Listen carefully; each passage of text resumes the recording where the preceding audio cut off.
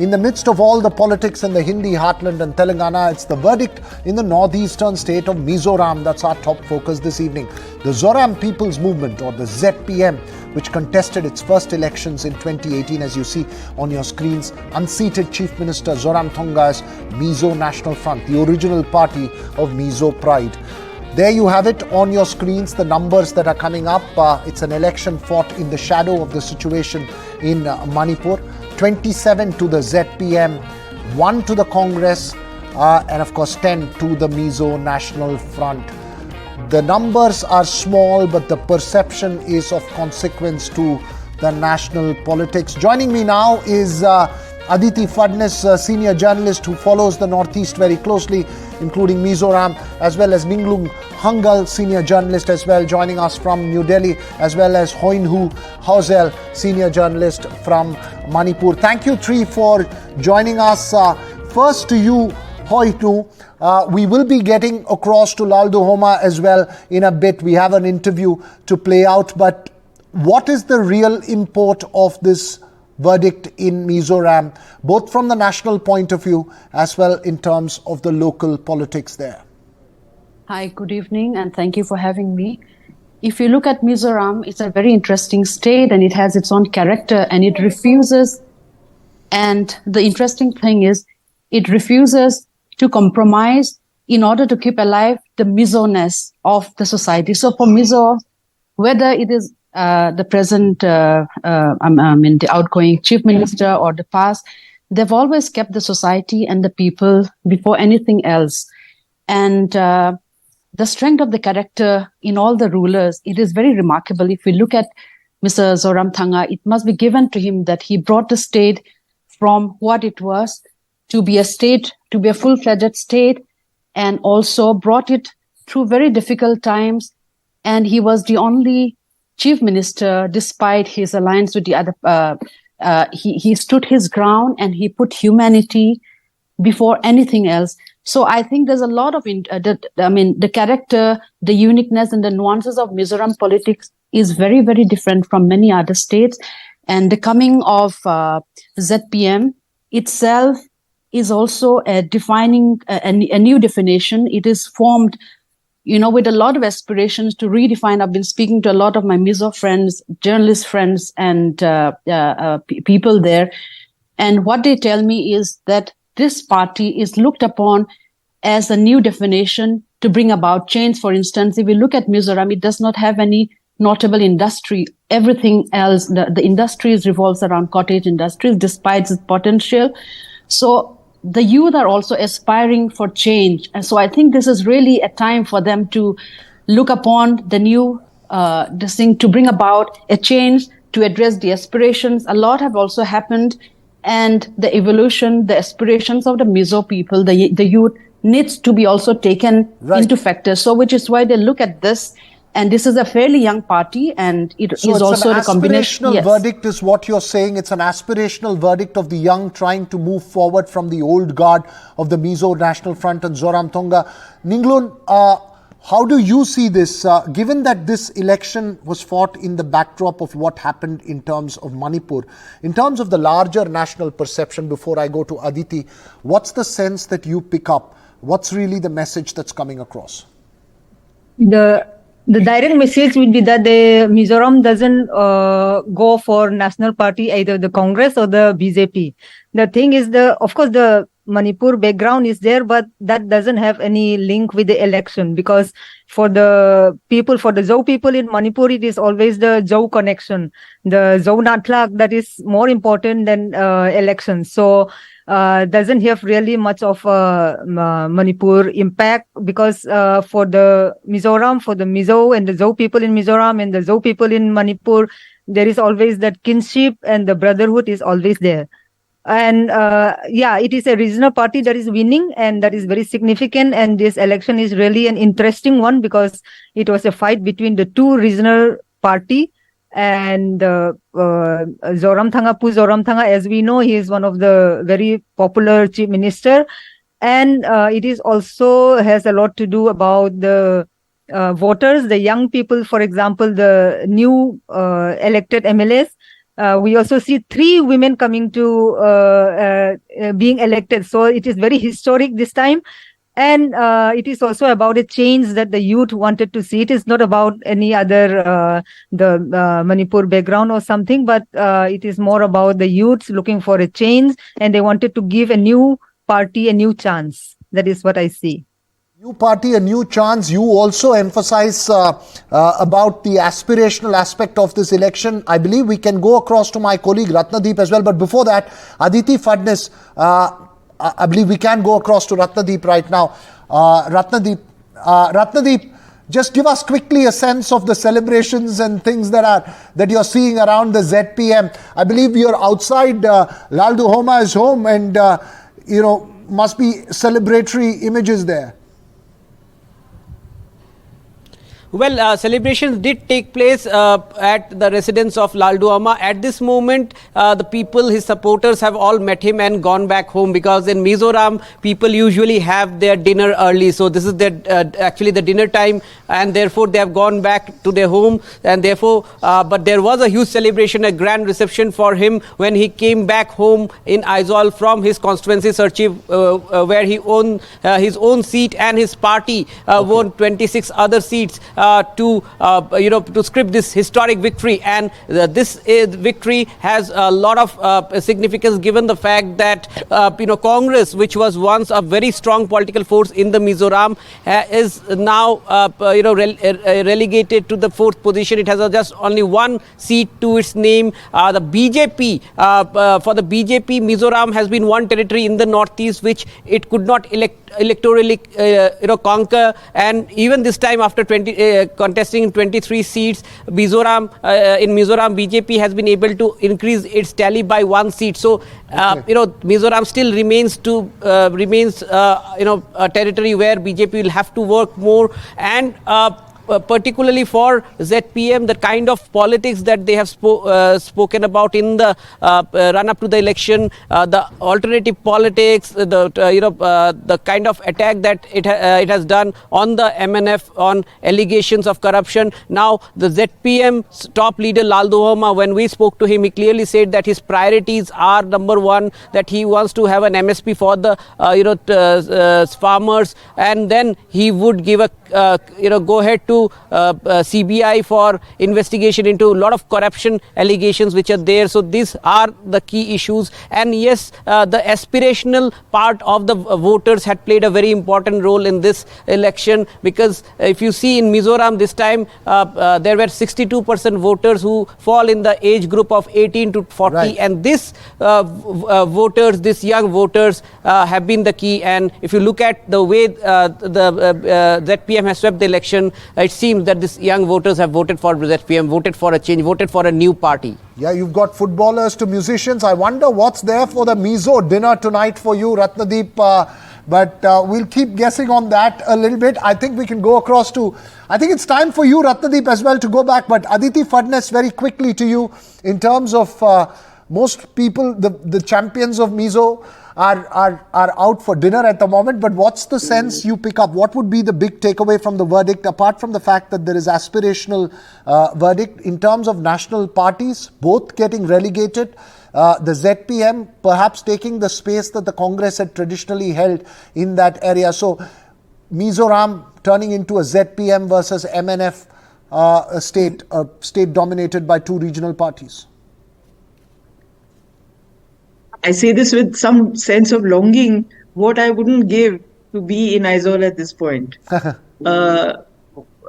It is really uplifting to see the people's response to MNF, which, as you know, was, for the last election on the candidates were independents because they could not get recognition from the Election Commission in time.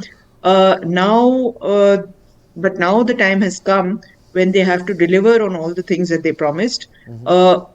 While there is no doubt that there is an aspirational character to the ZPM's victory, we must not forget that the MNF has also done pretty well in terms of vote share. I think the divide, we need to get more granular data on this, but the divide is between young people and old people. old people, meaning those above, say, about 40, who still believe that Zoram was the father of, a certain period of Mizoram's history, and was the direct descendant of the UG movement started by Laldenga and others. Okay. So I think I hope the two can work together in a constructive way, and I think the BJP, which is actually which actually does not really have organic roots in Mizoram, even though it's got two MLAs. I suspect, I'm not well informed about this, but I suspect these two MLAs are the people who had crossed over from MNF, Okay. had defected earlier Yeah. before the election.